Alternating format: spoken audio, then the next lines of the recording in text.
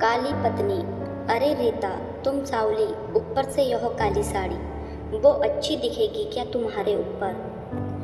पूरन रीता को बोला, पहले ही तुम्हारे रंग को देखकर लोग ताना मारते हैं।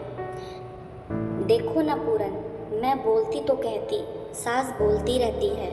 हमेशा ऐसा लगता है जैसे कौवे को काला टीका लगाया हो। पति और सास का बोलना सुनकर जरा उदास हो गई। वो काली नहीं थी, कृष्णवर्णीय, और रीता नाक नक्शे में अच्छी थी, पर पति और सास कलर को लेकर रानी को हमेशा ताना मारा करते थे। क्या करेगा वो भी, वह गोरा और रीता कृष्णवर्णीय। लोगों का क्या, वो तो नाम रखने में पीएचडी किए हुए होते हैं। ब्लैक और वाइट जोड़ी बोलते हैं दोनों को। पूरन का मन वैसे साफ था। रीता को अगर कोई कलर को लेकर बोलता तो उसे जरा भी अच्छा नहीं लगता था, इसलिए वह भी थोड़ा बहुत बोल देता था ताकि वह जिद ना करे। लेकिन जब वह बोलता था तो उसे इस बात का पछतावा होता था। उसकी माँ घर में हमेशा कड़वाहट रखती थी। आज भी वैसे ही हुआ। घर में उत्सव के माहौल में सुबह जब सास ने रीता से बात की तो वह थोड़ी घबराई हुई थी। उसका चेहरा भी शांत था। पूरन वास्तव में खुद पर शर्मिंदा था। अपराधी की तरह बैठने के बजाय वह काम के लिए बाहर गया। कई सारी महिलाएं काली साड़ी पहनकर सड़कों पर चल रही थी। सभी गोरी थी ऐसा नहीं था, लेकिन उन पर वह काली साड़ी अच्छी लग रही थी।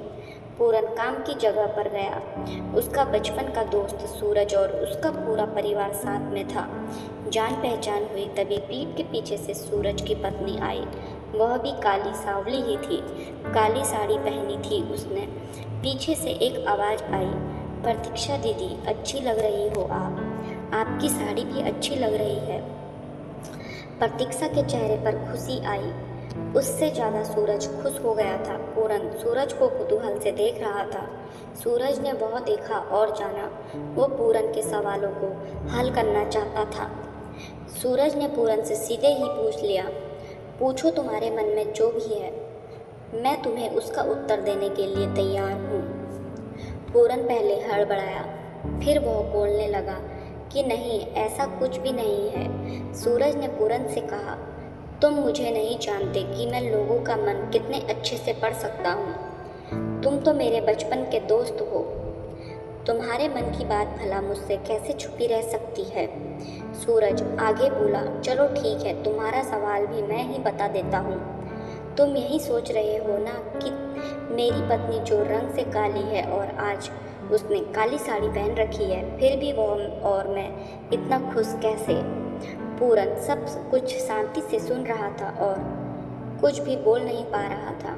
सूरज बोला, काला रंग ऐसा रंग है जिसमें दुनिया का कोई भी रंग मिला दे वह कभी नहीं बदलता, यानी कि किसी और रंग की संगत में वह अपना अस्तित्व कभी नहीं छोड़ता।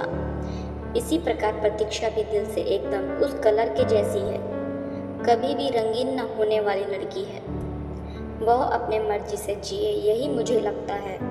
मैं उसे खुश देखना चाहता हूँ। लोगों का क्या, वह तो बैठे ही हैं बुरा भला बोलने के लिए। गोरी औरत रही तो छिपकली बोलते हैं, काली होती है तो चूहा या कौवा बोलते हैं। क्या क्या नहीं बोलते हैं लोग।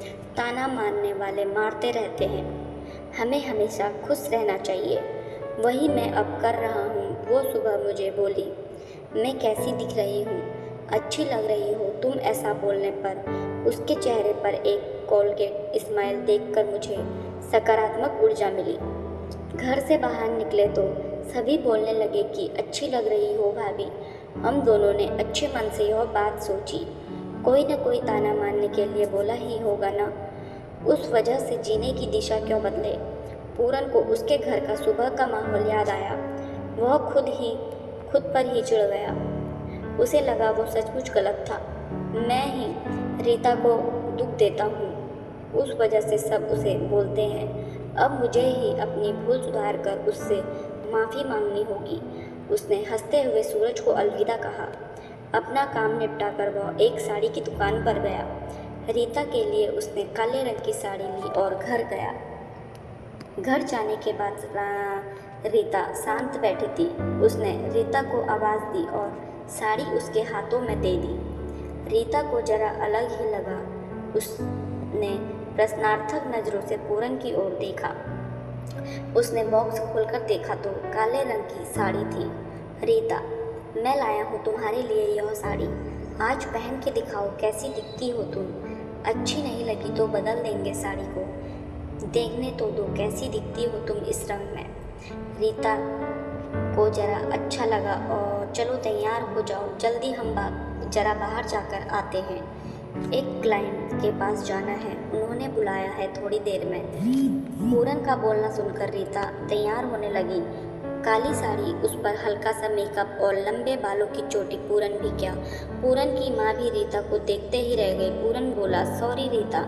हाँ, अरे लोगों की बातों में आकर मैं हमेशा बोलता रहा और खरा सौंदर्य किसमें है यह मैं भूल गया था। रंग दो ही हैं यह जानकर फिर जीना छोड़ दें क्या? अपनी खुद की पसंद छोड़ दें क्या?